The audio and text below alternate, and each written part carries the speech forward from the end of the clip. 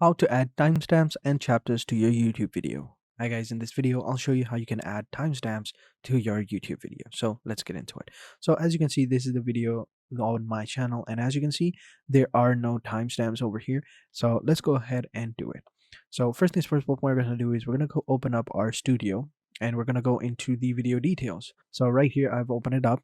This is the video details, and in the description what you can do is you can just simply go ahead and add some timestamps. So to do that, you can either go into the comment sections and add it yourself, or what you can do is just simply come over here and just simply add timestamps. So to do that, just simply type timestamp. So the most important thing that you have to understand is that your first timestamp is supposed to begin with 0. So we have to enter 0, colon, and then 00. This will mark the beginning of the video.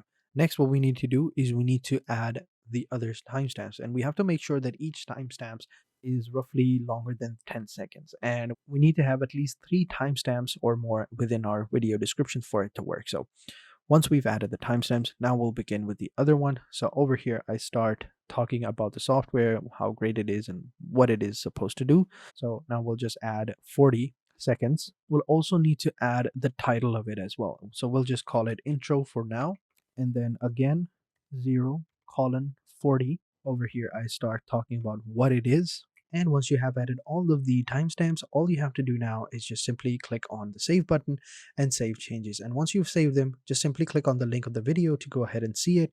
And over here, as you can see, we have the intros and titles. So we have the intro, the chapters right here. As you can see, it's all there. So this is how you do it. This is how you add timestamps and chapters into your video. So very simple. Just simply add the timestamps into the description, and make sure you start with 0 column 00, because that will allow YouTube to know that this is the start of the video. So very simple. This is how you do it. This is how you add timestamp into your video. So thank you for watching, and until next time, take care and goodbye.